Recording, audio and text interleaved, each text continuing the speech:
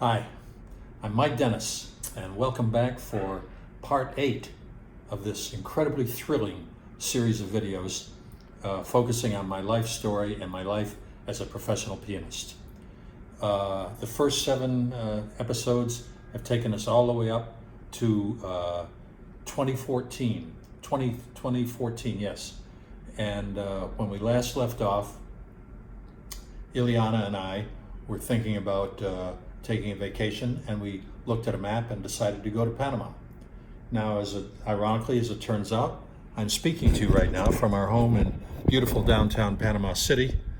There's a nice view of it right there, and I am also, as you can see, seated at my piano, which is right here. Okay, so let me get this set up again. All right. No. Okay, so Yleana and I decided to travel to Panama for a vacation. We came down here for maybe a week, and we stayed at the Hilton, which is just 2 doors down from where we're currently living. And while we were there, we went and did tourist things. We saw the canal and so on. And by the way, the Panama Canal, is mind-blowing. Mind-blowing. I mean, I'm not really into engineering or anything like that, and I didn't really know that much about the canal. Of course, I knew what it was, but I didn't know anything about it really until I came down here with Yleana for the first time, and we went to the canal itself, and they have a little kind of canal museum right there that you can go to and learn all about it. But then, we're sitting there. We were sitting there having lunch, overlooking the canal. And we were right on the canal. I mean, it was just, you could practically reach out and touch the locks. That's how close it was. But we were right on the locks, right at the locks. And the ship, we saw the ship come in, this huge, enormous ship, and we could speak in a normal tone of voice to the guy who was standing on the bow of the ship as the ship was slowly making its way through the locks. And it was you're very close to the action, and when you see how this enormous feat of engineering was created from the mind of one man or just a few men over 100 years ago, and they're still using the equipment. I mean, it's the same concept that they had 100 years ago. I mean, maybe they've gotten new parts since then, but it's the same concept, the same design as it was 100 years ago, over 100 years ago now, and the ships are still going through, and you just marvel at this when you're sitting there looking at it. Your jaw drops. It's just overwhelming. Anyway, so we went to Panama for a vacation, and while we were here, one thing we wanted to do. Yleana was a realtor in Key West, and we wanted to go check out some real estate. So we looked out. We were having breakfast one day it was on the 10th floor terrace of the Hilton, and we overlooked this building next door, and it was called Waters on the Bay. And let me turn that off so I don't get any more interruptions here.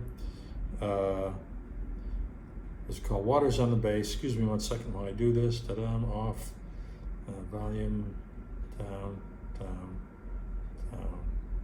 Okay, this never goes down. Okay, there. All right. It's called Waters on the Bay, a big condo building next door to the Hilton. And so we said, let's go and look just see what condos are available, just for grins. We're not going to buy anything, but just see what Panama real estate looks like. And she was up for it. So we went in and we looked at the model, and it was very unimpressive, very unimpressive. The couple of lights didn't work, and I mean, this is the model now, right? You can imagine what the rest of the apartments were like. So we walked out, and then we walked to the next building over. The very next building was called U Panama, YOO, and it turns out U is an international brand. They have condo buildings in high-end cities around the world. In addition to Panama City, I think they're in Dubai and London and a few of those kind of places. Anyway, so we go in and we look at an apartment, and we look at the model in the U, and it was just gorgeous, designed by a famous interior designer named Philippe Starck. who has designed many incredible things around the world. Not just apartments, but he designed the building and the apartment itself, the model itself. And so anyway, we looked at it and we really fell in love with it. And we wanted to buy an apartment in the U. But they didn't have any. Now this apartment was on the 48th floor. And they didn't have any available on any higher floors, none. In fact, the highest floor that they had available, I think, was like 19 or something, or 21, and it was way too low. And so we didn't, we said, well, we'll look around some more. So, but we sort of caught the fever of looking at condos in Panama. And we looked around at a few other places outside the U. We looked at one in the Trump building, it was then called Trump Tower. Now I think it's the Marriott or something, but it was then, Trump was still involved back then. This was 8 years ago. And we looked at one there, and that was on the 59th floor. And it was really great view, a fantastic view. But we didn't like the layout of the place. It just didn't feel right. It felt too hastily thrown together, And there was two guys who were realtors that were showing us this apartment, and they were really coming on strong with the high pressure. So we resisted them, and we kind of crossed that one off our list. But we did look at a few other places, and we didn't find anything we liked, so we came back to Key West. Right, about 2 months later, we get a call from the U realtor who had shown us the model in the U, and she said, there's an apartment that has come available on the 58th floor here. It belonged to the brother of the developer, and he never lived in it, and he decided he didn't want it. So would you guys like to look at it? So we said, sure. So we flew down to Panama, and we looked at this apartment on the 58th floor, and it was just gorgeous in every respect, and had a balcony, the big, huge balcony. Anyway, we were mesmerized, our eyes bugged out. We signed the papers, and the curtain fell, right? That was the end of that. So we bought the condo in January of 2015. I think we actually signed the papers maybe the next month. They were mailed to us. But anyway, so now in 2015, now of course we don't come down right away. The whole place, by the way, was completely furnished, so we didn't need to do anything to it. But so we said, well, we'll just come down, whenever we feel like it. We'll have it as our little getaway place. So 2015, now I'm still writing, and I had completed, by this time I had completed 9 novels, including the last 3, which were written under pen name Don Donovan. And I chose a pen name rather than Mike Dennis because I was using Mike Dennis, my real name, for audiobook narration. And I didn't want to have novels out under the same name that I'm narrating audiobooks, because it'll look like I'm, jack of all trades and master of none, right? So I wanted to have my real name attached to audiobooks, and I came up with a pen name, Don Donovan, to attach to the novels.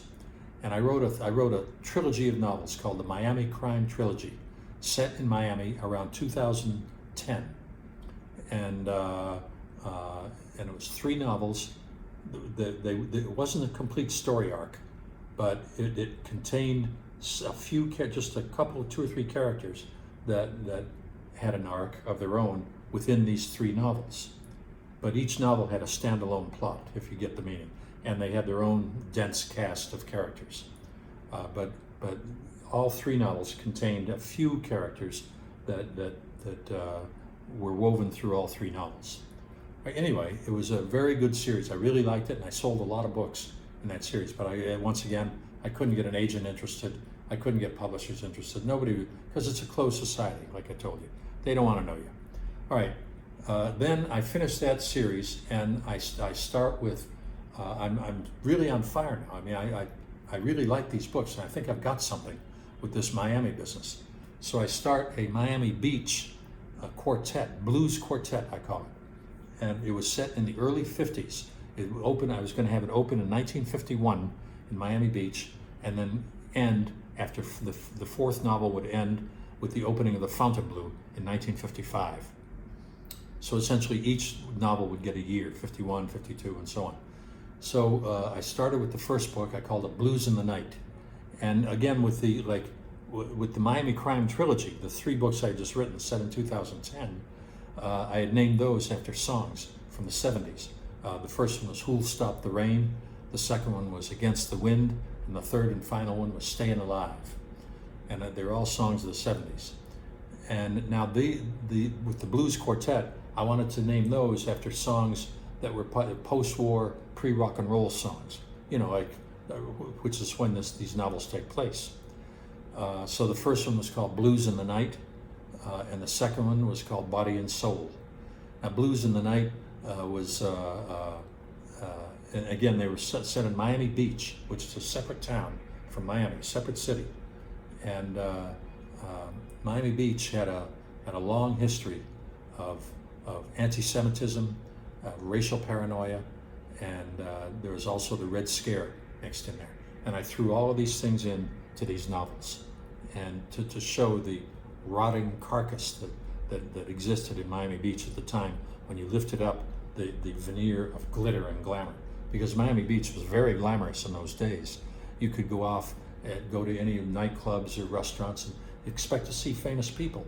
Really, John Wayne, really famous people would come to Miami Beach in those days. And some of the more famous entertainers would play there. They would appear there in some of these hotels. So it really was a very glittering, glamorous type of a place. But I knew that underneath you had the racism and the anti-Semitism and the communist paranoia. And so, you had all of this going on, and I wrote about it in spades, and I finished Blues in the Night, and I immediately got an idea for the second novel, which I called Body and Soul. The second novel was focused around prostitution in 1952, and again, the organized crime elements and racism and all of it was all in there.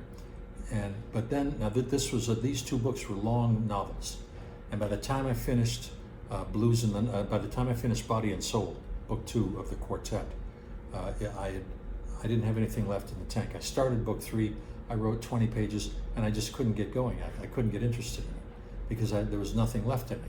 Those first 2 had taken it all out of me. And I asked myself, look, you're not going to go anywhere with these books anyway. Why kill yourself doing it when when it's just going to be stressful? Writing is a very solitary pursuit. You're there, you're all by yourself for hours on end every day. You can't talk to anybody. And so I said, why do this when you could be doing something more enjoyable? Well, now we're going back and forth between Panama and Key West, Yleana and I, between 2015 and 2017. Then in 2017, for various reasons, we decided to move to Panama. And we came down here. We kept our house in Key West, but decided to spend the majority of our time down here. And we moved down here in September of 2017. Now in November of 2017, for Thanksgiving, Yleana and I went to have Thanksgiving dinner at a nice hotel right down the street called the Intercontinental. And we went there, and it was very nice. They had a big Thanksgiving buffet, very nice. And we ate there, and they had live entertainment. They had a guitar player and a piano player. And the guitar player looked like a gringo. The piano player looked Panamanian. Well, when they took a break, I introduced myself to the guitar player. And in fact, he was what they call Panagringo. He was born here. His father was American, his mother was Panamanian. And he was born here, and he lived here until he was maybe 10 years old or so. And then they left and went to the U.S., and he lived there for 30 or 40 years, and then came back to Panama with his wife. All right, and he's been playing, and he had been playing in Panama ever since. So now he's playing at this place, and I introduce myself, and I tell him I'm a piano player. And meanwhile, I hadn't played in several years. I hadn't played anything in several years.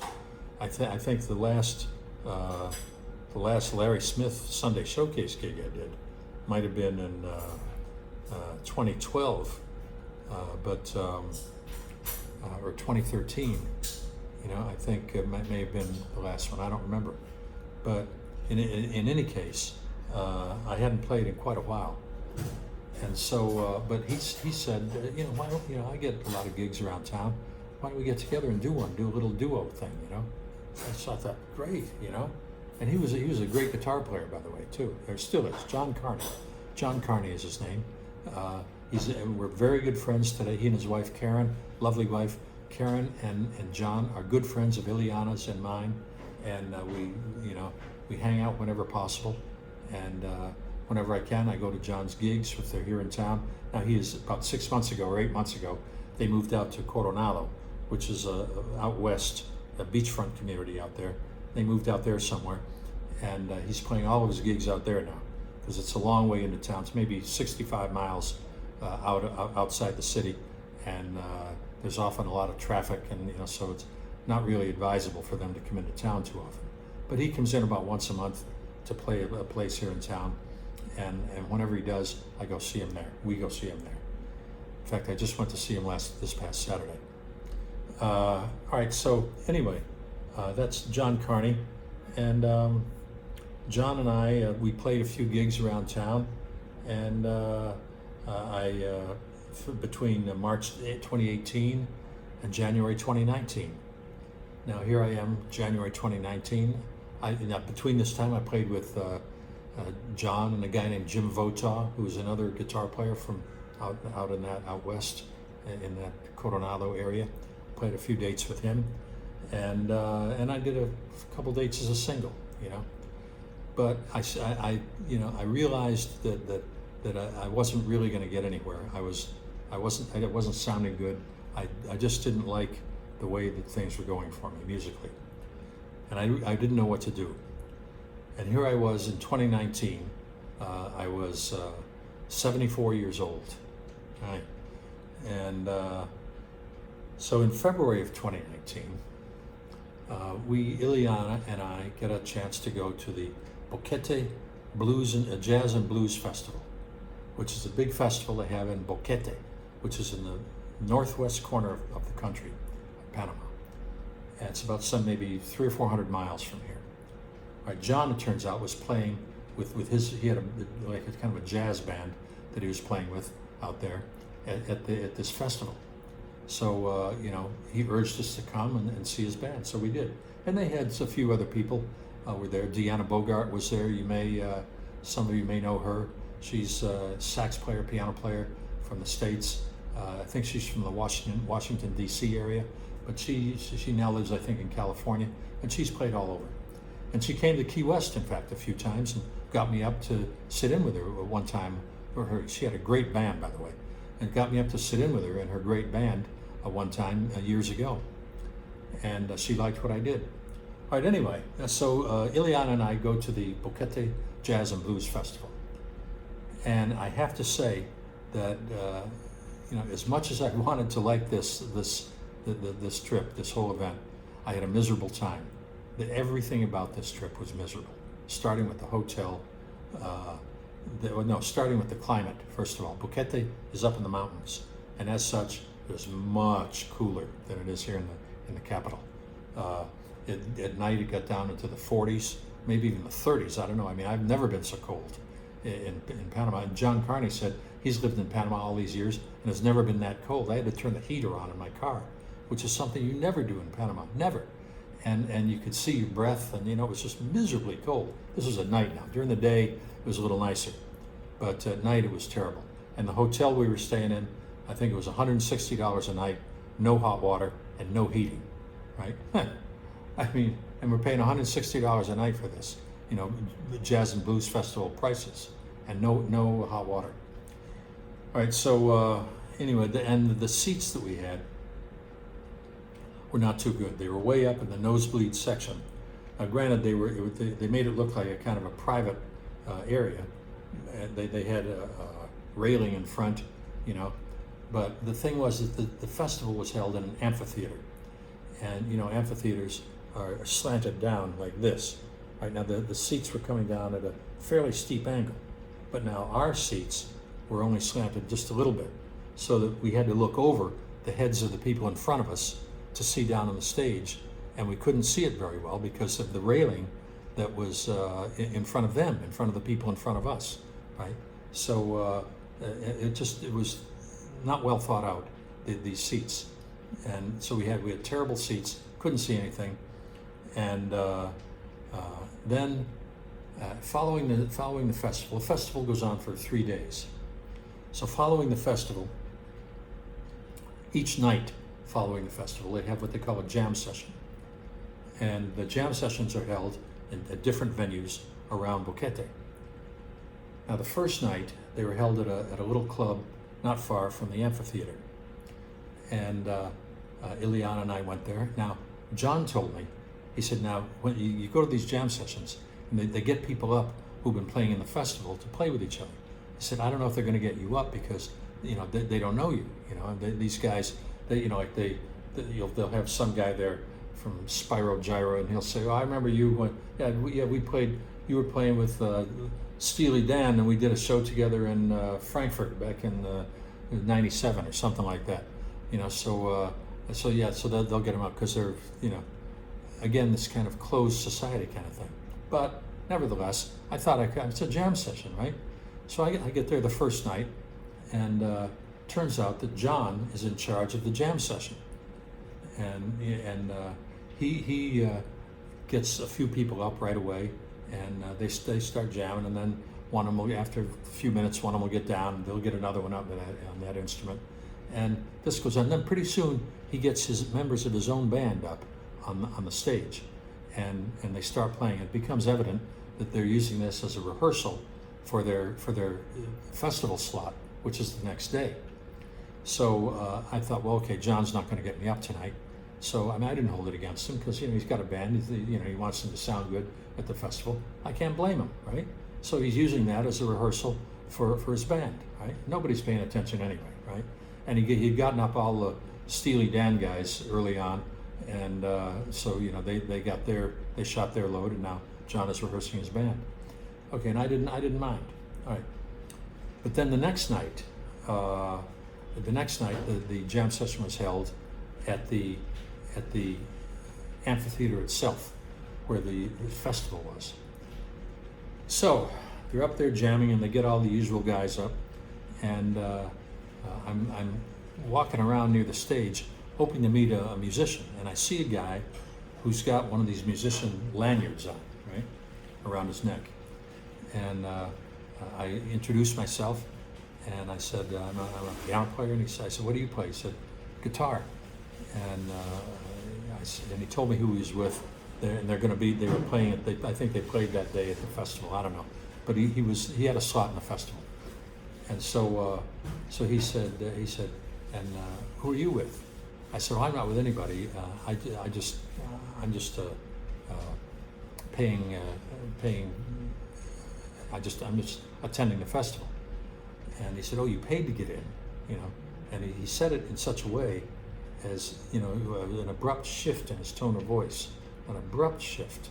He said, oh, you paid to get in, oh, you're one of those, So he had a few more words of small talk. I was just about ready to ask him if I could get up and sit in, if he knew who I should ask, when he said, hey man, I got to go talk to this other guy over here.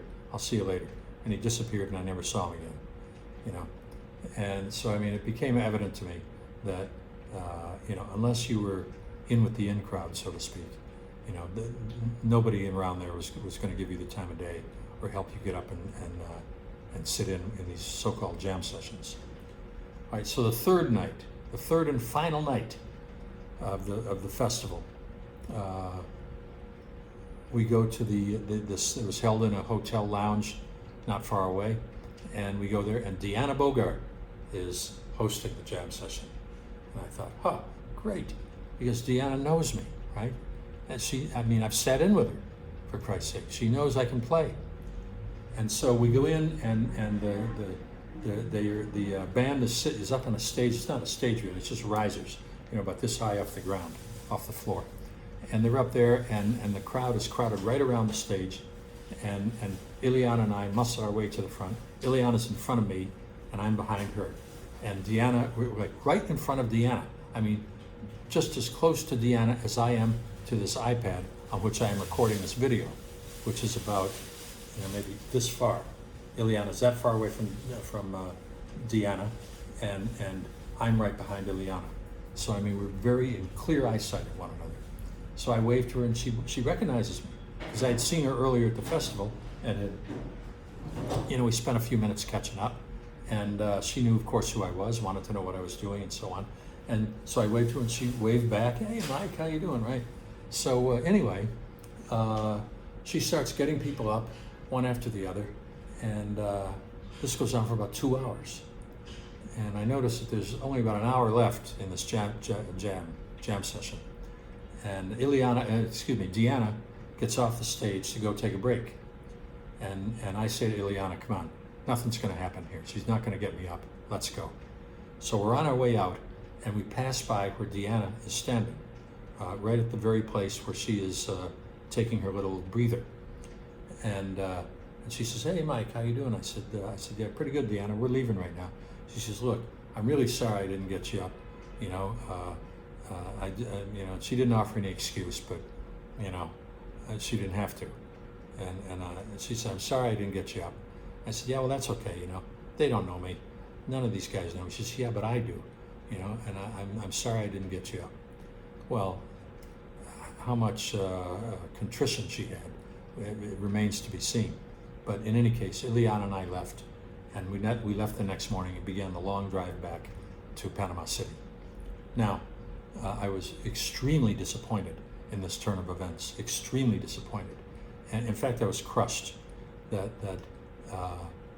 and by the way, I might add that during these jam sessions, all the piano players that they got up, and there were several of them that got up, each one was greater than the last. They were all really, really good players, smoking players. And so I can see maybe why Deanna didn't want to get me up, although she gushed over my playing when I sat in with her at Margaritaville years earlier. But I can see why she probably didn't want to get me up. So on the long drive back, I'm really depressed, I'm really down. And there were these two women in the car that we had given a ride up there to, two expat women that were friends of ours. We'd given them a ride up to the festival. Now we're riding back. So Yleana's talking with them, and fortunately I'm out of the conversation, and I'm just left with my own thoughts. I'm stewing here, right? And so I took stock of everything, and I said, now, if they had gotten you up at these jams, you probably wouldn't have done well, and it's just as well. It's probably to your benefit that they didn't get you up. But now that it's over, this is me talking to myself. Now that it's over, you have to do something to make yourself a better player if you ever want to play music again, which of course I did. It was still in my soul. Music was still in my soul. And so I said, well, I can't go back to playing and singing boomer music, because that's long gone. My audience has aged out and died, and apart from those 6 years in New Orleans, I was not very good at it. I clicked in New Orleans because everything just came together perfectly. My crowd was those people at that certain age group, the boomers, who wanted to hear that music. They came in, they perhaps forgave me that I didn't have a great singing voice. I played piano pretty well for that kind of music, and it was very energetic, and they started drinking, and everybody was having a good time, and they got lost in the good time, right? It was just a good time for all for 6.5 years.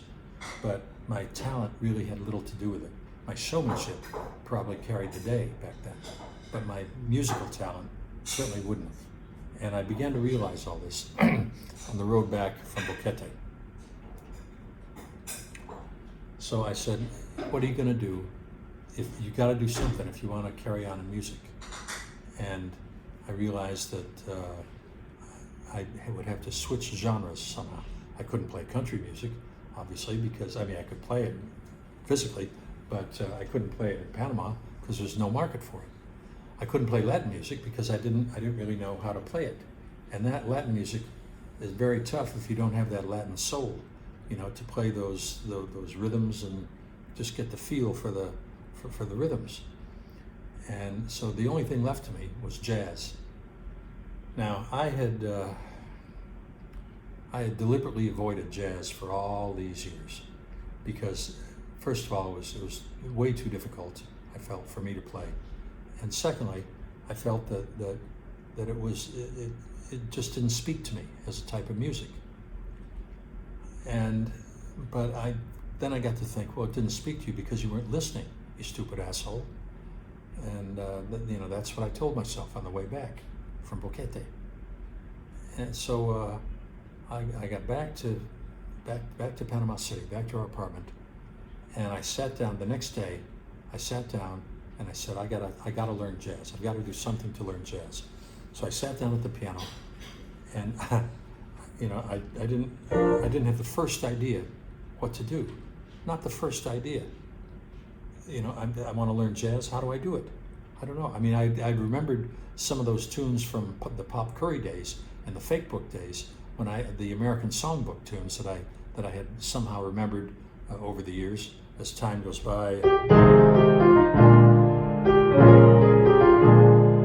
Right, but I just couldn't.